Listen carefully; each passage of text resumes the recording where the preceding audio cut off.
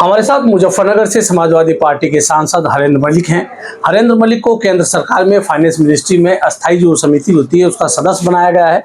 इससे पहले भी एम्स की कमेटी में इनको सदस्य नियुक्त किया गया था।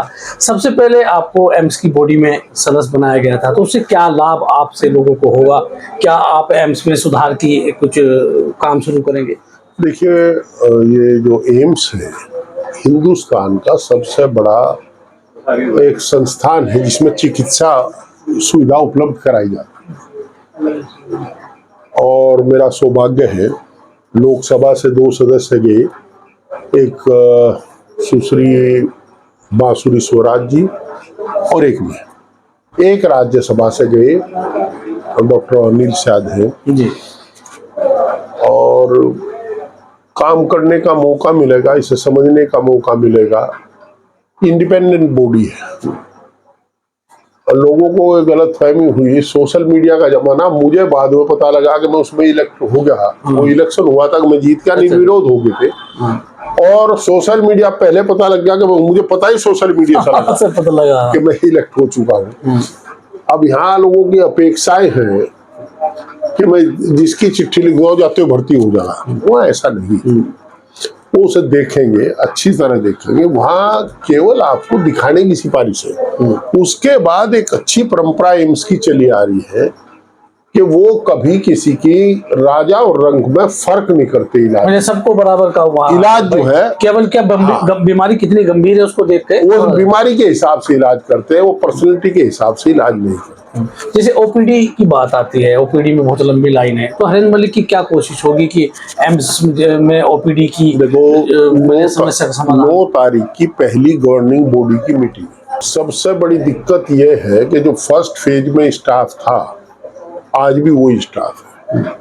ना आपने सपोर्टिंग स्टाफ बढ़ाया, ना डॉक्टर साहब ने भर्ती किए। बार बार बयान दे देते हैं कि इतने बेड बढ़ा दिए। बेड तो बढ़ा दिए, डॉक्टर कहाँ है आपके पास? ना नर्स है, ना सपोर्टिंग स्टाफ है, ना डॉक्टर है। सुझाव रहेगा? मेरा ये सुझाव रहेगा कि हॉस्पिटल में आदमी घूमने नहीं जाता, कोई परेशानी में जाता है। परेशानी में जाता है। एम्स में जब जाता है, जब सब जगह से लाचार हो जाता है। कैंसर और हार्ट का तो पेशेंट जब जमीन बेच ले, अपना घर बेच ले, जब जा, और वो फिर जब वहां से मायूस होकर आता है तो उसकी आत्मा बड़ी दुखी। भारत के नागरिक को हम स्वास्थ्य और शिक्षा की सुविधा ना दे पावे तो देश की आजादी की कोई मायने नहीं है। हमारे अध्यक्ष स्वास्थ्य मंत्री जी होंगे, माननीय स्वास्थ्य मंत्री, हम तो उनसे अनुरोध करेंगे सबसे पहले यहाँ स्टाफ बढ़ाओ, स्टाफ बढ़ाया जाए, डॉक्टर्स की भर्ती की जाए। और जो एक इसका 15,000 ओपीडी है पर डे की। आपको यहाँ तो भाई कैंसर का हॉस्पिटल, झज्जर में कैंसर का सेंटर बना, आज झज्जर में, और यहाँ से एम्स से बड़ी वेटिंग लिस्ट होगी।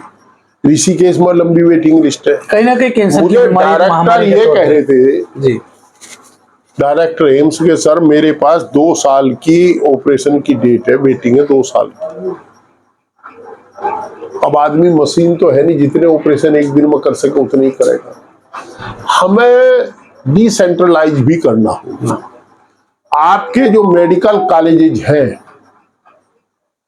सस्ता और सुगम उपाय ये है, उनका स्तर बढ़ा करके हमें उन्हें सुपर स्पेशलिटी लेवल का ले जाना पड़ेगा, उन्हें पीजीआई के लेवल का ले जाना पड़ेगा, ताकि वो उस समय काम कर सके। तो वो हम लोग रखेंगे कमेटी में। क्या होगा वो तो पता नहीं। वैसे मैं पहले जब एमएलए था तो पंतनगर यूनिवर्सिटी में मैं मेंबर बना था, मैनेजमेंट बोर्ड का, जब उत्तराखंड में। नहीं, उत्तराखंड में गई नहीं थी तब तक। नहीं, तब तो उत्तर प्रदेश ही था। हाँ, ये जो मोदीपुरम एग्रीकल्चर यूनिवर्सिटी है, इसका पहला प्रस्ताव मेरा ही रखा हुआ था। अच्छा। कि वहाँ इसका सेंटर बनाया जाए। सोमपाल शास्त्री जी केंद्र में माननीय कृषि मंत्री बने, कृषि राज्य मंत्री, उन्होंने उसे अमली जामा पहनाया और आज यहाँ एग्रीकल्चर यूनिवर्सिटी है। अब मेरठ में मेडिकल कॉलेज है, आगरा में मेडिकल कॉलेज है, अलीगढ़ में मेडिकल कॉलेज, आपका गाजियाबाद में मेडिकल कॉलेज। चलो वहाँ तो प्राइवेट, गवर्नमेंट की तो ये 3 तो है। अगर ये 3 हमारे हो जावे तो निश्चित रूप से कुछ वहाँ भीड़ घटेगी। आप टेली मेडिसिन का भी काम कर सकते हैं। कुछ ऐसा हो कि यहाँ के जो स्पेशलिस्ट डॉक्टर्स हैं वहाँ सुपर स्पेशलिस्ट से पेशेंट का ब्यौरा भेज करके उनसे राय ले लें। पर जो वहाँ उन पर समय नहीं होगा तो वो बेचारे सोते हुए थोड़ा ओपिनियन दे देंगे। एक एक डॉक्टर 100 से ज्यादा ओपीडी देखता है।